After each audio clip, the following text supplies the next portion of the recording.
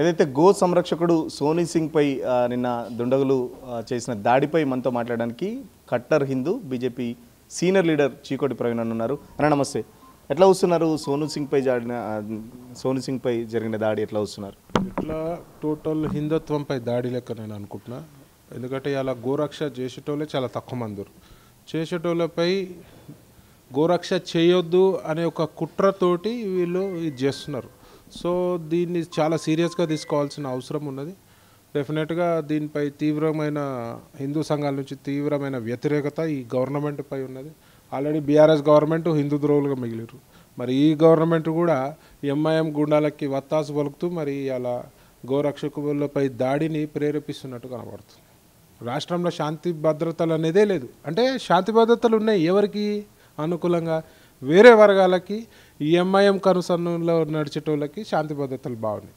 ఇలా హిందూ గుళ్ళకి రక్షణ లేకుండా పోతుంది, గోవులకు రక్షణ లేకపోతుంది, గుళ్ళపై అడ్డగోళ్ళు దాడులు, విగ్రహాలు నరికివేత, అంటే ఎక్కడ కూడా అసలు టోటల్ పోలీసింగ్ వ్యవస్థ అస్తవ్యస్తంగా ఉన్నది. అలా ఇంతకుముందు కంటిన్యూగా బ్యాక్ టు బ్యాక్ దాడులు ఎప్పుడు గుళ్ళపై జరగలే. ఇంతకుముందు గుడి దిక్కు చూడాలంటే భయపడే పరిస్థితి. అలా కాంగ్రెస్ బలం ఉంది, మాకు ఏం కాదు, ఎంఐఎం సపోర్ట్ ఉంది అనే ఒక విధంగా ఇలా ఈ ఎంఐఎం గుండాలు తయారైనారు. మరి ఉగ్ర చర్యలు కూడా చాలా సిటీలో దూరినట్టు అనిపిస్తుంది. ఎందుకంటే ఉగ్రవాదుల కదలికలు కూడా ఉన్నాయేమో, మరి లోపల ఏమేమి జరుగుతుందో అని ఒక హిందువులకు అంతా అనుమానాస్పదంగానే ఉంది. ఇలా కార్డన్ సర్చ్ కూడా చేస్తలేరు పోలీసు వాళ్ళు. ఎక్కడన్నా ఓల్డ్ సిటీ పోయి కార్డన్ సర్చ్ చేయాల్సిన అవసరం ఉన్నది. ఇలా లోపల ఏం జరుగుతుంది, ఏమవుతుంది, పాకిస్తాన్ నుంచి వచ్చిన వాళ్ళు ఉన్నారా? రీసెంట్గా కూడా లవ్ జిహాద్ కేసులో పాకిస్తాన్ నుండి పట్టుకోవడం జరిగింది.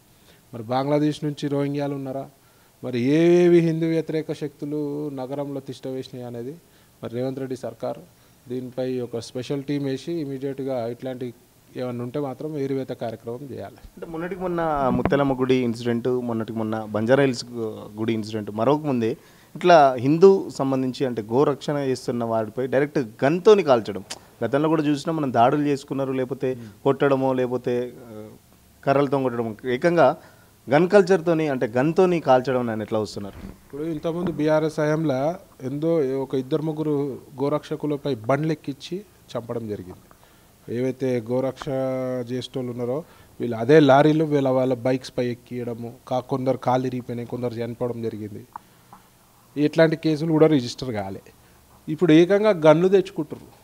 ఇప్పుడు నిన్న కమిషనర్ గారు ఇక్కడ నుంచి తప్పంచా తెచ్చిర్రు అని చెప్తారు. అంటే ఎవడైనా పోయి ఈ వెపన్స్ తెచ్చుకోవచ్చా? మరి అంటే ఇది ఒకప్పుడు బీఆర్ లెక్క చేయాలనుకుంటారా ఈ రాష్ట్రాన్ని? నాకు అర్థం కాదు.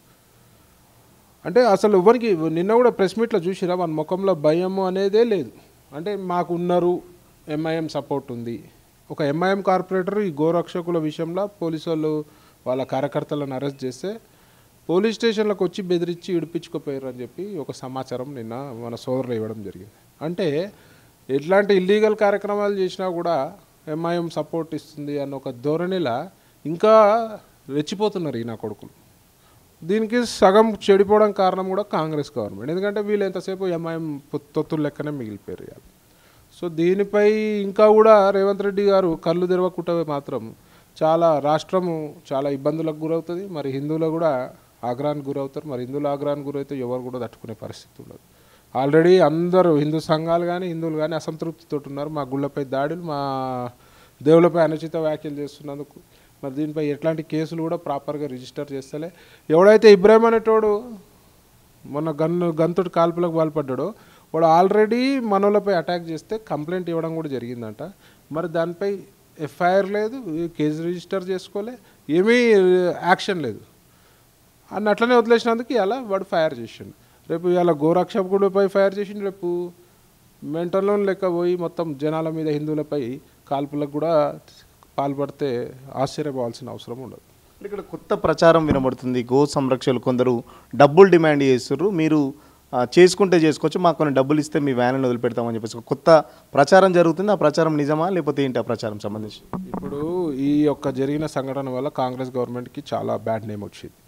సో దీన్ని డీవియేట్ చేసే విధంగా ఇలా మా గోరక్షకులపై అడ్డమైన ఆరోపణలు వేస్తే ఇక్కడ ఎవడు పడేటోంటాడు. గోరక్షకులు ప్రాణాలకు తెగించి బండ్లు చేసి చేసుకుంటా పట్టుకుంటారు. డబ్బుల గురించి ఎవడు కూడా ప్రాణాలకి తెగించి ఎవడు చేయాల్సిన అవసరం లేదు. ఇట్లాంటి కుళ్ళు పనులు చేసేటోళ్ళు కాంగ్రెస్ నాయకులు. ఇవాళ డీజీపీ గారు కూడా నిన్న చెప్పి బెనిఫిట్ గురించి, ఎవరికి బెనిఫిట్ ఏం బెనిఫిట్, నిన్న కమిషనర్ గారు సిపి గారు నిన్న సిపి గారు చెప్పిన విషయంలో కూడా అబద్ధాలు ఉన్నాయి. ఆ అబ్బాయి పడిపోతే మనోళ్ళు తీసుకొచ్చారు, వీడియో ప్రూఫ్స్ ఉన్నాయి. పోలీసు వాళ్ళు తీసుకొచ్చి సాయం చేసి ప్రాణంను కాపాడడం, ప్రాణాపాయ స్థితి నుంచి కాపాడడం అని మనోళ్ళు తీసుకొచ్చి ఆ వీడియోస్ కూడా లైవ్గా ఉన్నాయి. నేను కూడా ఇక్కడ ఇదే ఆఫీస్లో ఉన్నా, నాకు ఫోన్ రాగానే వెళ్ళడం జరిగింది. వెళ్ళేటప్పుడు కూడా మనోళ్ళతో నేను ఎవరైతే అంబులెన్స్లో కూర్చున్నాడో ఆ పిల్లోనితోటి పవన్ రెడ్డితోటి మాట్లాడుతున్నా. ఆ పవన్ నాకు ఎంబడెంబడే 5 minutesకి ఒకసారి అప్డేట్ చేస్తుండు, మాట్లాడుతుండని. ఒక్క పోలీసు వాళ్ళు రాలే. ఇంకా వీళ్ళు డిలే చేసినారు. ఇంకా కింద పడి ఉంటే వేరే వాళ్ళు వచ్చి కాపాడనికి పోతే పోలీసు వాళ్ళు ముట్టనీయలేదు. ఒక 1/2 hour 1 hour డిలే చేసినారు. ఇంకా ఉల్టా మళ్ళీ మా హిందువులపై, మా గోరక్షకులపై అడ్డమైన ఆరోపణలు చేసి ఇక్కడ వాడేటోడు ఎవడలేడు. ఎవరు కూడా గోరక్ష చేసేటోళ్ళు అట్లాంటి పనులు చేయరు. అంటే 24 గంటల్లోనే మేము నిందితుని పట్టుకున్నామని చెప్పేసి పోలీసులు చాలా గొప్పగా చెప్తున్న పరిస్థితి. ప్రభుత్వం ఇంత పెద్ద ఇన్సిడెంట్ జరిగితే ఇప్పటికి కూడా దానికి సంబంధించి ఆ మంత్రులు కానీ వేరే ఎవరు అధికారులు కానీ స్పందించని పరిస్థితి ఎట్లా ఉంది? ఇప్పుడు పట్టుకున్నామంటే మన గొప్ప ఘనకార్యం. మీ పని అదే కదా, మీ పనే నేరస్తులను పట్టుకోవాలి. మీరు కరెక్ట్ లేక ఇవాళ మీ తప్పు వల్లనే ఇవాళ మా గోరక్షకులపై ఇట్లాంటి దాడులు జరుగుతున్నాయి. ఇవాళ గోరక్ష చేయాల్సిన పని మాది కాదు. సుప్రీంకోర్టు ఆర్డర్ ఇచ్చింది, గోవులను కాపాడాల్సిన బాధ్యత ప్రభుత్వాన్ని. ప్రభుత్వం అంటే పోలీసు వాళ్ళు దాన్ని లా అండ్ ఆర్డర్ ప్రకారం వాళ్ళు కాపాడాలి. వాళ్ళు కరెక్ట్ లేకనే ఇలా గోరక్షకులు బయటకు వచ్చారు. వాళ్ళు కరెక్ట్ ఉంటే ఇప్పుడు గోవులు తీసుకొచ్చే లారీలు రోడ్డుపై ఆపి సీజ్ చేసి వాళ్ళపై కఠినమైన చర్యలు తీసుకుంటే ఎవరు గోరక్షకులు అవసరమే లేదు. ఇక్కడ కొందరు పోలీస్ ఆఫీసర్, నేను అందరిని అంటలే, కొందరు పోలీస్ ఆఫీసర్ ప్రెషర్లకు వచ్చి, మరి లంచాల గురించా, మరి పొలిటికల్ ప్రెషర్కి వచ్చి ఇవాళ విచ్చలవిడిగా రవాణాని సమర్థిస్తున్నందుకు ఇలా ఈ యొక్క వ్యవస్థని మేము ఆపాల్సి వస్తుంది. లేకపోతే రోడ్డుపై ఏ ఒక్క గో రక్షకుడు రావాల్సిన అవసరం లేదు. సో ఇదంతా కూడా గోరక్షకులను అనడము ఇవన్నీ కూడా ఒక కట్టు కథ. ఇవాళ వాళ్ళు చేసిన తప్పిదాన్ని కప్పుపిచ్చుకునే ప్రయత్నం ఇవాళ కాంగ్రెస్ ప్రభుత్వం చేస్తుంది. కేవలం బీజేపీ కూడా ఇంకొక వాదన కూడా వినపడుతుంది. బీజేపీ చూస్తుంటే దీన్ని ఒక మతం రంగు పులిపి జూబ్లీహిల్స్ ఎన్నికల్లో లబ్ధి చేకూర్చేందుకు మొన్నటిదాకా బంజారాహిల్స్ గుడి ఇష్యూని వాడుకుంది. ఇప్పుడు కరెక్ట్ జూబ్లీహిల్స్ ఎన్నికల టైంలో దీన్ని వాడుకొని ఒక రాజకీయంలో చేస్తుందని చెప్పేసి కూడా కొన్ని వార్తలు వినిపిస్తున్నాయి. ఇప్పుడు అననీకి సిగ్గు ఉండాలి. ఇవాళ ఇన్సిడెంట్ అయితేనే కదా మేము ఫీల్డ్లకు పోయింది. ఇవాళ ఇన్సిడెంట్ కాకుండా కాపాడుకోవాల్సింది ఎవరు? రాష్ట్ర ప్రభుత్వం, పోలీస్ శాఖ, ఇంటెలిజెన్స్, ఎస్బీ. ఇట్లాంటి నేరం కాకుండా చూసుకోవాల్సినది ఇట్లాంటి కమ్యూనల్ సెన్సిటివ్ ఇష్యూస్ వాళ్ళు చేయాలి. ఇవాళ అయినాక కూడా మేము రాకపోతే, ఇప్పుడు మీరు ఇంతకుముందే అడిగిన ఆ ప్రశ్నకు నేను ఇంకా జవాబు చెప్పలే. వీళ్ళు ఎవరు రాలేదని, మంత్రులు గిట్ట ఎవరు రాలేదని. మరి ఇదే మంత్రులు హిందువులే కదా, పూజలు చేస్తారు కదా, ఆవుకు మొక్కుతారు కదా, గృహప్రవేశం కాగానే ఆవులను లోపల తీసుకొని వస్తారు కదా. మరి ఎందుకు రాలేదు? ఎందుకంటే సెక్యులర్ వాదులు. ఇలా దేశానికి ప్రమాదము, హిందుత్వానికి ప్రమాదము ముఖ్యంగా సెక్యులరిజంతో వస్తుంది. సెక్యులర్ వాదులు, సరే సెక్యులర్ వాదులు అన్ని మతాలు ఒకటే, అందరం ఒకటే అని చెప్తారు కదా. మరి హిందువుకి డ్యామేజ్ అయినప్పుడు ఎందుకు వస్తలే ఎవరైనా? రావాలి కదా. అందరూ ఒకటే అన్నప్పుడు అట్లీస్ట్ రావాలి కదా. మరి ఇలా మంత్రుల బాధ్యత లేదా? ముఖ్యమంత్రి గారు స్టేట్మెంట్ ఇవ్వాల్సిన అవసరం లేదా? మరి హోమ్ మినిస్టర్ ఆయన దగ్గర పెట్టుకున్నాడు కదా. మరి ఏం జరుగుతుంది రాష్ట్రంలో? ఈ ఒక్క మంత్రి రాలే, ఒక ఎమ్మెల్యేలా రాలేదు. ఇదే వేరే వర్గానికి ఏమన్నా అయితే మొత్తం ఉరుకుతారు, టోపీలు పెట్టుకొని ఉరుకుతారు. మరి అలా హిందువుల పట్ల ఈ గవర్నమెంట్కి హిందూ ఓట్లు కావాలి, హిందూ ఓట్లు కావాలి, కానీ హిందూ సంక్షేమం అవసరం లేదు. హిందువులకే సిగ్గు ఉండాలి. ఇలా ఓట్లు వేసిన హిందువులకి ప్యూర్గా సిగ్గు ఉండాలి. సిగ్గు ఉంటే మీరు ఇట్లాంటి వాళ్ళకి ఇవ్వద్దు. ఇలా ఎవరికి రేపు హిందుత్వంలో నా ఇంటి వరకు వస్తే కానీ నాకు తెలియదు, రేపు నా ఇంటికి వస్తేనే తెలుస్తుంది, రేపు నీ ఇంటికి కూడా రావచ్చు. ఇదే ప్రమాదం లవ్ జిహాద్ నీ ఇంట్లో కూడా కావచ్చు, మీ అమ్మాయికి కావచ్చు. రేపు ఇదే ఒకడో మెంటల్గాడు వచ్చి షూట్ చేయొచ్చు, అప్పుడు తెలుస్తుంది పెయిన్. మేము చెప్పేది అదే, హిందుత్వాన్ని కాపాడుకోవాల్సింది మనమే, ఐక్యమత్యంతో ఉండాలి. హిందుత్వానికి ఎవరైతే పని చేస్తారో వాళ్ళకే ఓటేయాలి.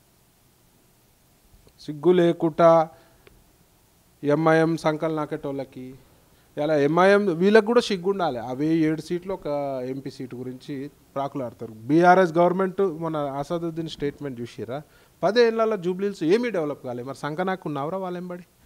సంకనాకున్నావా? 10 ఏళ్ళు నువ్వు వాళ్ళెంబడే ఉన్నావు. ఇలా గవర్నమెంట్ కాంగ్రెస్ రాగానే మళ్ళీ వీళ్ళ దగ్గరికి వచ్చారు, మళ్ళీ రేపు బీఆర్ఎస్ వస్తే మళ్ళీ వాళ్ళ దగ్గరికి వస్తారు. తీసుకునేటోళ్ళకి సిగ్గు ఉండాలి. అలా కాంగ్రెస్ కానీ బీఆర్ఎస్ కానీ ఇద్దరికి సిగ్గు ఉండాలి. ఈ గోడ మీద పిల్లులు వీళ్ళేమన్నా చావని కానీ వచ్చి మళ్ళీ మా హిందువులపై వాడుతుర్రు ఇది. ఇవాళ రేవంత్ రెడ్డి సర్కారు ఇవాళ హిందువులకు రక్షణ కల్పించకపోతే రేపు నీ సర్కారు కూలిపోవడం ఖాయం. రేపు ఒక హిందూ విద్రోహంగా మిగిలిపోయేది మాత్రం ఖాయం అని చెప్తాను. ఇంతకుముందు కూడా సీఎం రేవంత్ రెడ్డి గారు అన్నారు, గోవుల గురించి నేను తల నరుక్కుంటా, గోవుకి ప్రాణానికి నా ప్రాణం అడ్డంగా ఉంటుంది, గోవు రక్షణనే నా ధ్యేయం అన్నట్టు మాట్లాడాడు. మరి ఇవాళ ఏమైంది? అడ్డగోలు గోవధలు జరుగుతున్నాయి. మరి ఏడవన్నావు రేవంత్ రెడ్డి? మరి ఇట్లాంటి సంఘటనలు జరిగినప్పుడు నువ్వేం స్పందిస్తలేవు ఎందుకు? నీ డిపార్ట్మెంట్కి ఆదేశించు, గోరక్షకి పాల్పడాలని చెప్పి ఆదేశించు. ఇవాళ చిత్తశుద్ధిగా పనిచేయాలి, చెక్ పోస్టులు ఏర్పాటు చేయాలి. ఇవాళ డ్రింక్ అండ్ డ్రైవ్ గురించి వందల రోడ్డు మధ్యలో ట్రాఫిక్ జామ్ అవుతున్నా పెడుతున్నారు, ఒక మంచి కార్యక్రమమే. మరి అట్లనే దాని మీద కూడా శ్రద్ధ పెట్టు. ఎక్కడెక్కడి నుంచి గోవులు వస్తున్నాయో చెక్ పోస్టులు ఏర్పాటు చేయి, విజిలెన్స్ పెంచండి. దీని గురించి ఒక టీం ఏర్పాటు చేయండి. మీరు టీం ఏర్పాటు చేస్తే మేము గోరక్ష చేయాల్సిన పని లేదు, మీరు చిత్తశుద్ధితో చేస్తే ఇట్లాంటి సమస్యలు రావు. ఎవరైతే గోహత్యలకు పాల్పడుతున్నారో వాళ్ళపై కఠినమైన చర్యలు తీసుకోండి. ఇలా కబేలాలో ఏం జరుగుతుందో, స్లాటర్ హౌస్లో ఏం జరుగుతుందో చూడండి, యాజ్ పర్ రూల్స్ జరుగుతుందో చూడండి. ఒక నిఘానే లేదు. టోటల్గా ప్యాకేజీలకు అమ్ముడుపోయిన ప్రభుత్వం ఏదన్నా ఉందంటే కాంగ్రెస్ ప్రభుత్వం. ఎంత స్పీడ్గా వచ్చిందో అధికారంలోకి అంత స్పీడ్గా ప్రజలలో నమ్మకాన్ని కూడా కోల్పోయింది. ఏం చెప్తారు ఫైనల్గా గో సంరక్షణకు సంబంధించి ఇలాంటి దాడులు మళ్ళీ పునరావృతం అయితే ఏ విధంగా ఉండబోతుంది? మీ యాక్షన్ కానీ లేకపోతే పార్టీ పరంగా ఏం చేయబోతున్నారు? ఇప్పటికే గన్ కల్చర్ దీనికి కూడా గన్ కల్చర్ కూడా తీసుకొచ్చారంటే ఏం చెప్తున్నారు? వాళ్ళు కూడా ఎలాంటి మెసేజ్ ఇస్తున్నారు గో సంరక్షణకు సంబంధించి? ఎవరు చేయొద్దనా లేకపోతే ఏం చెప్పదలుచుకున్నారు వాళ్ళు కూడా? ఇప్పుడు ఇలా గన్ కల్చర్ వస్తుంది, రేపు బాంబుల కల్చర్లు రాబోతున్నాయి. మరి ఇట్లానే వ్యవస్థ ఉంటే ఇవాళ రక్షకులపై ఎవడైనా దాడికి ప్రయత్నం చేస్తే మరి ఓపికతోటి ఉన్నాం. మరి ప్రతి దాడికి దిగితే మరి హిందువుల ఐక్యతకు వచ్చిర్రు, ఆల్రెడీ చలనం మొదలైంది. మరి మేము దాడులకు పాల్పడితే మాత్రం ఎవడు కూడా రోడ్డు మీద ఉండే పరిస్థితి ఉండదు. మాకు చట్టాన్ని చేతులకు తీసుకునే ఆలోచన లేదు. కానీ మీరు ఫెయిల్ అయిన రోజు మరి మేము కూడా ఆయుధాలు తీసే పరిస్థితి రావద్దు. మరి దీన్ని హెచ్చరిస్తున్నాము, మన విన్నపం కూడా చేస్తున్నాం. మా జోలికి రాకుండా మీరే చేయండి, మీరే కఠినమైన చర్యలు తీసుకోండి. ఎవడైతే ఇప్పుడు చేసిండో వానిపై కఠినమైన చర్యలు తీసుకోవాలి. వాడు బయటికి రాకుండా మరి బెయిల్లపై 2 నెలలకు 3 నెలలకు బయటికి వస్తే కూడా వాడిపై హిస్టరీ షీట్ లాంటివి ఓపెన్ చేసి ఇప్పుడు ఏం మాట్లాడినా హిందువులపై దునియా కేసులు. నాపై రీసెంట్గా 400 కేసు అయింది. ఏం మాట్లాడినా మరి ఇట్లాంటి చేసిన వాళ్ళపై హిస్టరీ షీట్లు, రిలీజియస్ సంబంధించిన క్రిమినల్ షీట్లు ఎందుకు ఓపెన్ చేస్తలేరు? క్రిమినల్ షీట్ ఓపెన్ చేయాలి. ఇట్లాంటి గుండాలని పీడీ యాక్ట్లు పెట్టి లోపల పెట్టాలి. ఇలా ఆవులని పదే తీసుకొచ్చే వాళ్ళపై 2-3 కేసులు అయితే ఇమీడియట్ పీడీ యాక్ట్ పెట్టి లోపలేయండి. హైవేలపై నిఘా పెట్టండి, చెక్ పోస్టులు పెట్టండి. మరి అదంతా మీ బాధ్యతనే కదా. మీరు ఇచ్చిన హామీలే చెప్పారు కదా, గోవు గురించి 7 వరకు అంటే 8 వరకు అని. ఇవాళ నువ్వు అందలం ఎక్కినాం, కుర్చీ ఎక్కినావు కాబట్టి ఇలా పట్టించుకునే పరిస్థితులు లేవు. ఈ కుర్చీ పర్మనెంట్ కాదు. ఇది రేవంత్ రెడ్డి గారి కుర్చీ పర్మనెంట్ కాదు. ఇది ప్రజలు ఇచ్చిన భిక్ష, రేపు ప్రజలు లాక్కుంటారు. మరి ఆ పరిస్థితి తెచ్చుకోవద్దని చెప్పి నేను ఈ సందర్భంగా తెలియజేస్తున్నాను. ఇవాళ ఎలక్షన్ టైంలో ప్రగల్భాలకు పోయి నేను మోడర్న్ గోశాలలు నిర్మిస్తా, గోవులకు ఇబ్బంది కాకుండా చేస్తానన్నాడు. ఇలా మోడర్న్ గోశాల వద్దు నాయన, ముందు మామూలు గోశాలలు నిర్మించు. గోవులు అడ్డగోలుగా రోడ్లపై తిరుగుతున్నాయి. మాకు చేతనైనా ఇప్పుడు నన్ను కూడా అడగొచ్చు ఏం చేస్తున్నాయి. నా ఫామ్లో కూడా దునియా గోవులు ఉన్నాయి. నేను చేతనైనా ఒక వ్యవస్థతోటి అయిన పని, ఒక ఇండివిజువల్ తోటి కాదు. ముఖ్యంగా లింపీ వ్యాధితోటి గోవులు దునియా బాధపడుతున్నాయి. లింపీ వ్యాధితోటి, స్కిన్ డిసీజ్ తోటి దునియా బాధపడుతున్నాయి. మరి ఇమీడియట్గా దానిపై యాక్షన్ తీసుకొని మీ యానిమల్ హస్బెండరీ మినిస్టర్కి ఆర్డర్ ఇవ్వండి. ఆ వ్యాధికి సోకకుండా టీకాలు, వ్యాక్సినేషన్ వేయాల్సిన బాధ్యత గవర్నమెంట్ పైన. దీనిపై గతంలో కూడా నేను వీడియో రిలీజ్ చేసినా కానీ దున్నపోతుపై వర్షం పడ్డ చలంగా వీళ్ళకి ఏ మాత్రం ఫరక్ పడతలేరు. ఎందుకంటే దునియా కమిషన్ల గురించి, ల్యాండ్ల సెటిల్మెంట్లు దాంట్లో బిజీ గుర్రు. ఈ గోశాపం తలిగి సంకనాకపోయింది బీఆర్ఎస్ ప్రభుత్వం. కాంగ్రెస్ ప్రభుత్వం కూడా అట్లా కాకుండా చూసుకోండి రేవంత్ రెడ్డి గారని ఈ సందర్భంగా తెలియజేస్తుంది. ఖచ్చితంగా గోశాలకు సంబంధించి ఏదైతే ప్రభుత్వం గొప్పగా చెప్పి మోడర్న్ గోశాల అని చెప్తుందో, ఉన్న గోశాలను పట్టించుకోండి. రోడ్డు మీద చాలా గోవులు అయితే చాలా ఇబ్బందులు పడుతున్నాయి. రకరకాల వ్యాధులతోని గోమాతలు చాలా ఇబ్బంది పడుతున్నాయి. వాటికి సంబంధించి అనిమల్ హస్బెండరీ డిపార్ట్మెంట్ ద్వారా, మీ వైద్య శాఖ ద్వారా వాటికి తక్షణ సహాయం అందించాలని చెప్పేసి మరో పక్కన ఏదైతే ఈ గో సంరక్షణ మీద దాడి జరిగిందో అది మొత్తం హిందూ జాతి మీద జరిగిన దాడిగా మేము చూస్తున్నాం. ఇలాంటి దాడులు మళ్ళీ జరిగితే హిందువుల ఆగ్రహానికి గురికాక తప్పదు. ఖచ్చితంగా ఒక వర్గం ఓట్ల కోసం ప్రభుత్వం ప్రయత్నిస్తుంది తప్ప హిందువుల మనోభావాలు ఎన్నిసార్లు దెబ్బతిన్నా దానికి సంబంధించి ఎటువంటి యాక్షన్ ప్లాన్ చేయట్లేదు. సో ఖచ్చితంగా దీని అంతటికీ ఒక కమిటీ లాగా వేసి ఎక్కడికక్కడ రాష్ట్ర వ్యాప్తంగా చెక్ పోస్టులు ఏర్పాటు చేస్తే తప్ప ఈ గోవధకు సంబంధించి అడ్డుకట్ట వేయలేమని చెప్తున్న పరిస్థితి. వీడియో జర్నలిస్ట్ సతీష్తో సురేష్ తొలి వెలుగు కోసం.